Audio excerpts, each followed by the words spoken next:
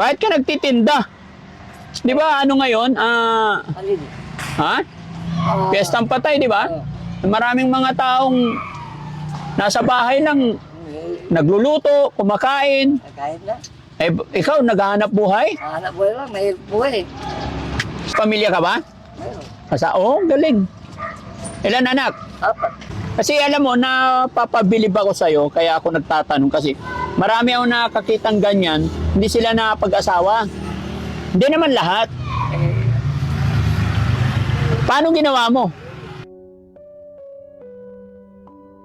Kasi marami ako nakikita malalaki katawan, kumpleto, pero namamalimos.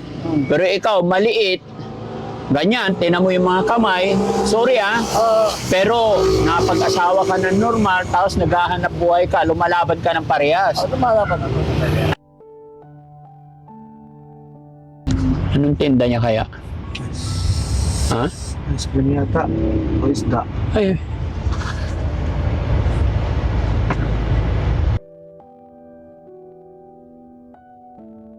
Oo, lolo. Ano, bata? Ha? Bata. Magkano? Kapulan. Oo. Akala ko may bata nagtitinda. Sorry. Kapulan. Oo.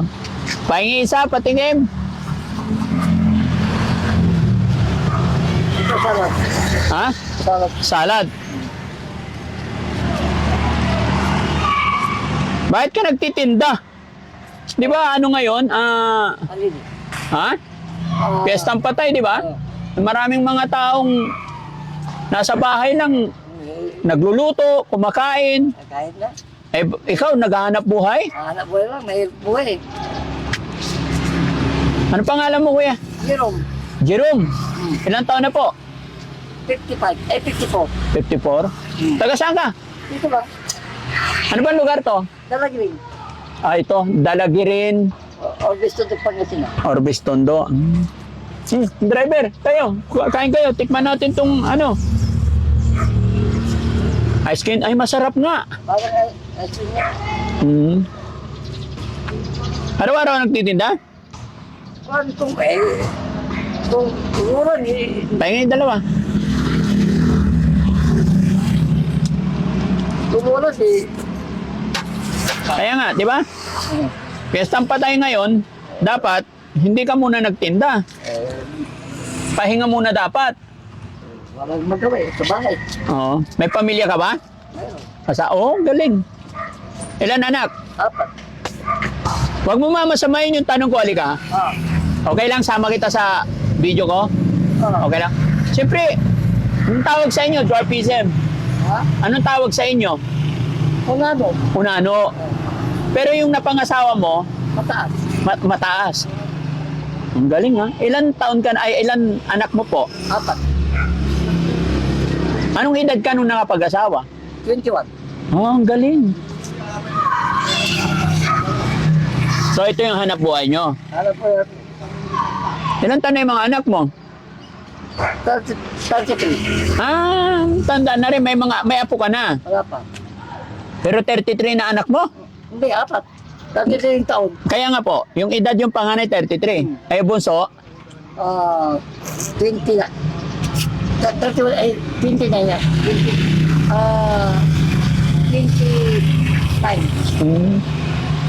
nasa diskarte rin talaga ng tao, no?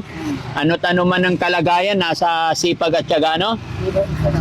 Huwag mo mamasamayin kasi marami akong nakitang Ginagawa ko to sa pagtinda ng SPG. sa pagtitinda kaya ka nakapag-provide ng ganyan. Oo, kasi kailangan yung papagawa mo pang maliit din no? Kasi alam mo, napapabilib ako sa'yo, kaya ako nagtatanong kasi marami akong nakakitang ganyan, hindi sila nakapag-asawa. Hindi naman lahat. Paano ginawa mo? Nagligaw din. Nagligaw din. Eh, syempre, nakakamangha, di ba? Syempre. Doon yan, doon dito, ice drop. Oo. Ang benta mo noon, ice drop. Ice drop. Ngayon, ice candy. Ice candy. Madalian yung ice drop ice drop, madalian yun. Malulusaw. Malulusaw ito. Oo. Malulusaw ito, nasa Pwede mo ibalik, freezer. Pero kuya, okay lang malaman kasi syempre unano, ikaw may sabi unano. Tapos yung napangasawa mo, matangkad. Oh. Paano mo siya napasagot? Paano mo niligawan? Ako ko sa akin, kung sa diskarte naman yun. Kaya nga, Sa pwede bang malaman paano discarding ginawa mo? sipag. Sa sipag. Hindi ako pangasawa kung wala akong diskarte sa buhay. O, totoo yun. Kaya gaya ng sinabi ko kanina, ano ta naman ang status kalagayan mo, nasa sipag at diskarte talaga. Kasi Pinagtapa ko nagtitinda na ako ng yun talaga hanap buhay mo. buhay ko po. Marami kang tatalunin bro, hindi sa pag-aano hindi lahat. Kasi marami akong nakikita malalaki katawan, kumpleto, pero namamalimos. Pero ikaw, maliit, ganyan, tinan mo yung mga kamay, sorry pero napag-asawa ka ng normal, tapos naghahanap buhay ka, lumalaban ka ng parehas. Lumalaban ako. Ano yun, nung nililigawan mo yung napangasawa mo, nakaranas ka rin ba ng parang, syempre, status mo, Mahirap. mahirap. Bakit? Paano mo nasabi mo yun? Tinabo niya ako dahil sa lit ko Tinabo niya ako dahil sa lit ko. At tinakbuhan ka niya? Tinabo ako, parang nagbumigaw sa kanya, tinabuan ako. Pumunta sa ipag baik. Natakot siya, tumakbo siya. Ang diskarte ko nung kung ano ang pagliligaw ko sa'yo. Paano mo niligawan? Pumunta ka sa bahay. Pumunta ka sa bahay nila? Buti, hindi ka, syempre, Malalaking tao yung biyanan ko malalaking tao. Hindi ka natakot? Pati ako natatakot, umiibig ako Oo. Kung umiibig ka, di... Pero, ano gawin mo? Ito gaya na sinabi, huwag mong mamasamay. Siyempre, nung first time mong umakyat ng ligaw, malalaki sila, normal. Tapos ikaw, maliit. Hindi ka ba minaliit or what? Hindi ka ba nakaranas naman ng ganun? Hindi. Sabi nung dyan ang tulog ngayon, kahit palit ka, respeto lang Tama. Respeto yung binigay mo sa amin, respeto yung ibibigay sa iyo. Oo. Maliit din yung mother ko, maliit din. Ay, mother mo malit din, namana mo. Namana ko. Pero ang tanong dyan, bro, ang pangalan mo ulit, kuya? Jerome. Jerome. Ang tanong dyan, kung paano mo nakuha yung matamis na oo nung napangasawa mo. Kasi syempre, Kung na, magkon na sa, para magulang na. Magulang ko magulang. Nung nag-usap, magulang mo, tsaka magulang ng napangasawa mo. Kung hindi ako nagbibiro. Talaga, binibiro ko Nung seryoso ka, nag-usap-usap na yung magulang ninyo. O, paano yun? Nung nagsama na kayo or nung ikinasal na kayo? Siyempre, ang liit, mataas yung asawa mo. Nagsisipag din ako Nagsisipag ka rin. Hindi, paano niya, siyempre, later on, siyempre, nagkanak na kayo. Unti-unti rin yung natanggap, yung parang gano'n. Ang galing. Ilang taon na kayong nagsasama ngayon? 1991. 2024 ngayon. 33 years old. 23 na. Hindi, 33 na yung anak mo eh. 34 years old. Nasa 34 na o 35, gano'n. Ang galing, no? Sipag. So, magkano naman ang nabibenta mo araw-araw? Kung minsan, okay lang. Kung minsan, madalang yung maubos ito. Ngayon lang, maubos ta. Espesa ng patay. Kaya sinamantala mo rin. Kasi maraming mga tao ngayon, bro, sinasamantala rin nila, nagpahinga, family bonding, pero ikaw talaga sinasamantala mo maghanap buhay. Araw-araw yun. Asawa mo nasa bahay. Nasa bahay lang. Bahay lang. Nga pala, kuya, naka-video ka, i-upload namin to, okay lang. Gusto nyo? Kuya, lapit ka. May gift ako sa'yo. Kuya Jerome, ako si Daddy Frankie. Papakilala ako sa'yo. Namangha lang ako at humahanga ako sa katatagan mo sa buhay. Dahil kahit na maliit ka, pero hindi ka nag-alinlangan or what, talagang pumarehas ka ng laban. Di ba? Gaya ng sinabi ko, isa kang huwaran.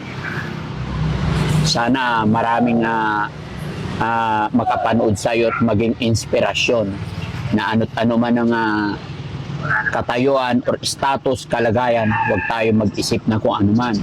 Basta't kaya natin magtrabaho, maghanap buhay sa maayos na paraan, ay walang dapat ipag-alinlangan, no? Basta masipag lang, mabubuhay talaga natin ang pamilya natin.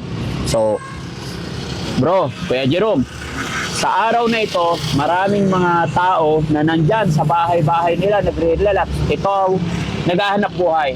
Kaya dahil sa sipag at tiyaga mo, determinasyon, ayan, may gift ako sa'yo. Wait lang. Kukuha ako pera. Ito. Papakyawin ko na lahat yan. Ha? Para makauwi ka ng maaga. Mapag-banding din kayo ng pamilya mo. Okay? Siyempre, kailangan mo rin magpahinga. Huwag mo rin abusuhin ang katawan mo. No? So, bibigyan kita ng hawakan. Uwan. Ay, may matanong ako. Huwag mong mamasamain. Napag-aral ka rin. Hanggang ano? High school graduate. High school graduate. At least, di ba? Hindi ka nila madadaya, marunong magbilang, magsulat. No? Napag-aral ka rin ng mga magulang mo. Yung anak mo, wala rin nagmana sa'yo, ganun. Dalawa. Dalawa, ganyan din. Isang lalaki, isang pangalan na, at saka isang pangato. Ganun. Hati lahat. Ate. Dalawang babae, dalawang lalaki. Yung dalawa mong anak, nagmana sa'yo. Babae, lalaki. Babae, lalaki. Tapos yung matangkad, babae, lalaki rin.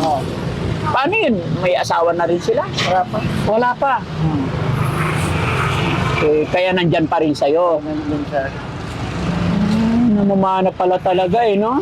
Okay, so kuya, dahil masipag ka, 2, 3, 4, 5,000. Ha? Thank you. Anong masasabi ni Kuya Jerome? Nakatanggap siya ng blessing sa araw na to. Thank you, Boss Francis. Daddy Frankie po. Daddy. Bigyan kita sticker. No? Asa na sticker ko? Pahingi ako sticker, bro. Para baka sakali, mapasyal ako sa bahay mo. Gusto kong ma-meet ang pamilya mo. Ayan mga kababayan, si Kuya Jerome, nagulat lang po ako kasi sa init ng panahon, nagtitinda pa rin siya, naghahanap buhay pa rin. Kaya binigyan natin siya para mapagpahinga naman. Ang itim-itim muna kuya sa kabibenta. Dapat lagyan mo ng umbrella to. Bakit? Ha? May sombrero, malaki. Sige, sayot na to. Ha? Thank you so much. Ano yung pangalan ng asawa mo? Valentina Tan. Shout out mo yung asawa mo. Hindi ko alam. Kumustahin mo lang. Sige, ito. Alam mo, napakaswerte mo kasi sa ganyang kalagayan mo, nagkaroon ka ng mabait na asawa. Hindi ko sasabihin mabait yun kasi kung hindi mabait yun, hindi kayo magkakaroon ng 4 na asawa. Siyempre, mabait siya. Apat anak. Ay, 4. Sorry. 4 na anak. Di ba? So, hindi siya mabait, hindi maganda yung relation nyo kung hindi kayo nagkaroon ng 4 na anak. Di ba? Naalagaan ka niya, siyempre.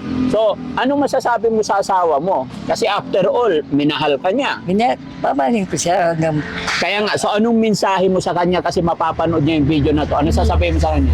hindi ko, papahal ko siya, saka malalanin sa akin. Maalalan. Kaya nga po, Saka mga bata. anong masasabi mo sa kanya? Yung pasasalamat sa kanya kasi bininanggap. Wala akong masabi sa kanya. Anong sasabihin mo sa kanya? Magpapasalamat ako, taman niya ako at man niya yung mga bata. Thank you so much, Kuya Jerome.